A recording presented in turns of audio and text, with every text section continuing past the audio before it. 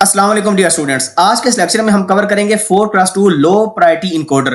Previous lecture में मैंने 4x2 high priority encoder cover किया था। अब लो प्रायोरिटी इनकोडर का मतलब ये है कि जो D3 है इसकी सबसे कम प्रायोरिटी होगी और उसके बाद इसकी ज्यादा होगी, इसकी ज्यादा होगी और फिर D0 की सबसे ज्यादा होगी। सो कहने का मतलब यह है कि जो D0 है इसकी प्रायोरिटी अब सबसे ज्यादा है और उसके बाद किसकी प्रायोरिटी है? D1 की, फिर किसकी है? D2 की और सबसे कम किसकी है? D3 की। ट्रुथ टेबल पर क्या फर्क पड़ेगा? सिंपली हम देखें तो ये हमारे पास इनवैलिड कंडीशन है कि जब सारी इनपुट क्या है? 0, तो वैलिड बिट 0 हो गई और एक्स वाई डोंट केयर्स हो गया। नेक्स्ट अब यहां पर आप टेस्ट करें जब D0 1 हुआ, क्योंकि D0 की प्रायोरिटी सबसे ज्यादा है। लो प्रायोरिटी इनकोडर का मतलब है कि जो सबस्क्रिप्ट लो है उसकी प्रायोरिटी सबसे ज्यादा है। सो अगर ये 1 हो गया D0, तो बाकी इनपुट जो मर्जी है फर्क नहीं पड़ता, वो 1 हो या 0 हो। सो इस वजह से जो 0 का जो बाइनरी इक्विवेलेंट है, क्योंकि D0 हमारा हाई है तो 0 0 आउटपुट पर आ जाएगा। आप देख सकते हैं 0 0 और वैलिड बिट हमें पता है कि कोई एक भी इनपुट आपकी 1 होगी, वैलिड बिट हाई हो जाती है। सिमिलरली जब D1 हाई हुआ तो उसके लिए जरूरी है कि D0 0 हो, क्योंकि इसकी प्रायोरिटी क्या थी? ज्यादा थी। तो D0 अगर 0 है और D1 हाई हो गया तो इट डजंट मैटर कि D2 या D3 हाई है कि लो है। सो जब D1 हाई होगा तो ये जो 1 का बाइनरी इक्विवेलेंट है विच इज 0 1, वो आउटपुट पर डिस्प्ले हो जाएगा। सिमिलरली जब D2 हाई होगा तो 2 का जो बाइनरी इक्विवेलेंट है वो डिस्प्ले हो जाएगा और D3 जब हाई होगा तो तब पिछले सारे 0 होने जरूरी हैं, क्योंकि D3 की लोएस्ट प्रायोरिटी है। सो 3 का जो बाइनरी इक्विवेलेंट है 1 1, वो आउटपुट पर डिस्प्ले हो जाएगा। सो हमने ये लर्न किया कि D0 की प्रायोरिटी सबसे ज्यादा होती है और D3 की सबसे कम होती है लो प्रायोरिटी इनकोडर के अंदर। वाइल हाई प्रायोरिटी में क्या था? D3 की प्रायोरिटी सबसे ज्यादा थी और D0 की सबसे कम है। फॉर एग्जांपल मैं कॉम्बिनेशन लिखता हूं 0 1 1 1। अब यहां पर हमारे पास ये D0 है, ये D1 है, ये D2 है, ये D3 है। आउटपुट पर क्या आएगा?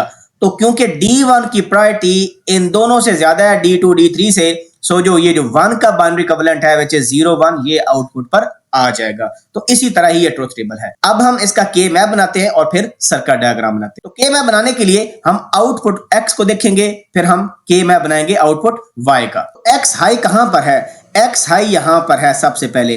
तो ये क्या कंडीशन है? जब D0 D1 D2 क्या होंगे? 0 0 1। सो हम लोकेट कर लेते हैं D0 D1 क्या है? 0 0।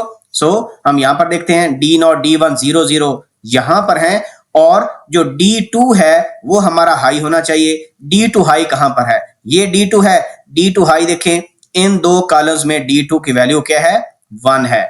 तो हमारे पास ये रो और ये दो कॉलम सिलेक्ट हो गए, उसकी जगह हम क्या प्लेस कर देंगे? 1। ये डोंट केयर ये बता रहा है कि D3 की वैल्यू 0 होगी 1 होगी, फर्क नहीं पड़ता। तो देखिए D3 यहां पर 0 हो रहा है और यहां पर क्या हो रहा है? 1 हो रहा है। सो हम इन दो सेल्स को क्या कर देंगे? 1 कर देंगे। सो ये हमने इस 1 को फिल कर लिया। अब हम इसको फिल करते हैं। तो इसको फिल करने के लिए हमारे पास क्या है? 0 0 1 है। सो देखें ये 0 0 और ये 0 1, तो 0 0 1 बन गया। सो हमारे पास ये मिन टर्म भी हाई हो जाएगी। इसके बाद हम फिल करते हैं डोंट केयर को। सो डोंट केयर कब हमारे पास है? जब हमारे पास सारे 0 हैं। सो सारे 0 बेसिकली यहां पर है, यहां पर हम x लगा दें। और इसके बाद अगर आप देखें x में कोई 1 या डोंट केयर नहीं, बाकी सारे 0 है। इसका मतलब है बाकी सारी मेन टर्म्स क्या हो जाएंगी? 0 हो जाएंगी। तो हमारा एक ही 4 का क्या बन जाएगा? ग्रुप बन जाएगा, क्योंकि ग्रुप में हम डोंट केयर को इंक्लूड कर सकते हैं। अब देखें ये किसके बराबर हमारे पास x आ गया? सिंपल, क्योंकि कॉलम में सारे चेंज हो रहे हैं तो हमारे पास आ जाएगा D0 का कंप्लीमेंट इनटू D1 का कंप्लीमेंट। ये हमारे पास बन गई जी x की आउटपुट। अब हम बनाते हैं y का के मैप। अब y के के मैप में अगर आप देखें तो हमारे पास यहां पर 1 है। यहां पर 1 होने का मतलब है कि जब D0 और D1 के हैं 0 1 है। सो 0 1 को लोकेट करते हैं के मैप में, तो ये y का है तो 0 1 हमारे पास यहां पर है। D0 की वैल्यू 0, D1 की वैल्यू 1 और D2 D3 डोंट केयर है। अगर आप देखें तो ये देखें D2 D3 डोंट केयर है। इसका मतलब है जो मर्जी वैल्यू हो जाए उससे फर्क नहीं पड़ता, हम 1 को प्लेस कर देंगे। तो इस पूरे हमारे पास 1 आ जाएगा, 1 1 1 1। ठीक हो गया जी। और इसके अलावा 1 कहां पर है? इसके अलावा देखें तो ये 1 है। ये 1 कहां पर है? जब हमारे पास 0 0 1 आती है इनपुट, यानी D0 D1 की वैल्यू 0 0, D2 D3 0 1। सो तब हम 1 प्लेस कर देंगे। और ये 1 कहां पर है जी? 0 0 0 1, तो यहां पर 1 हमारे पास आ जाएगा। उसके अलावा हमारे पास क्या है? Don't care. और डोंट केयर कहां पर है? डोंट केयर है जब सारे ही 0 हैं। तो इसमें हम डोंट केयर को प्लेस कर देते हैं यहां पर। डोंट केयर का फायदा यह है कि हम बड़ा ग्रुप बना सकते हैं। अब देखें यहां पर, तो एक हमारे 4 का ये ग्रुप बन रहा है और दूसरे हमारे 4 का ये ग्रुप बन रहा है। सो अगर हम इस ग्रुप को देखें तो हमारे पास क्या एक्सप्रेशन बनती है, डी नॉट की वैल्यू 0 है तो हमारे पास आ जाएगा डी नॉट का कंप्लीमेंट इनटू D1, वो एज इट इज आ जाएगा। ये हमारे पास इस ग्रुप का बन गया।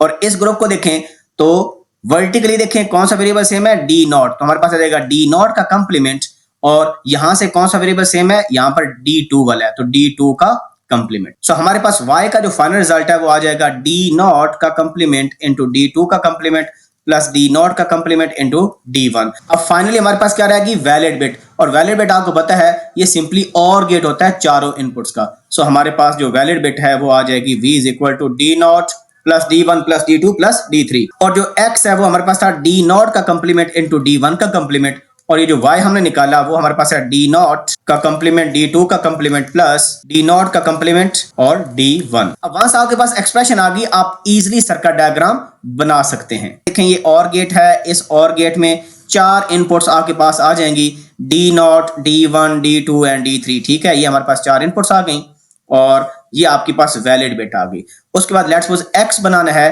तो x में हम क्या करेंगे, D नॉट का कंप्लीमेंट इनटू D1 का कंप्लीमेंट। सो हमें पहले क्या करना है, एक एंड गेट लगाना है। ये एंड गेट लगा दिया, इस एंड गेट की एक इनपुट होगी D नॉट का कंप्लीमेंट। लेट्स सपोज आपके पास ये D नॉट है, ये D1 है, D2 है, D3।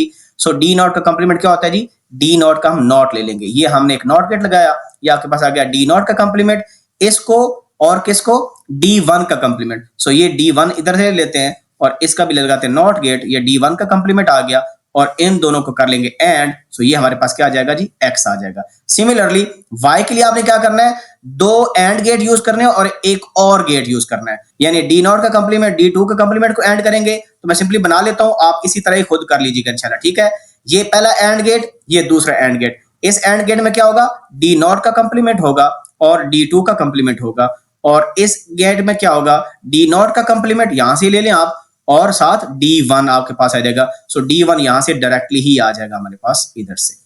ठीक है जी, इन दोनों को हम कर लेंगे और जब हम और करेंगे तो ये हमारे पास क्या बन जाएगी, y बन जाएगी। सो मैंने क्लियरली एक्सप्लेन कर दिया कि लो प्रायोरिटी इनकोडर क्या होता है, मतलब कि जो D नॉट की प्रायोरिटी है वो सबसे ज्यादा होती है। फिर भी कोई इशू हो please ask in the comment section. See you in the next video. अपना ख्याल रखें, अल्लाह हाफिज़।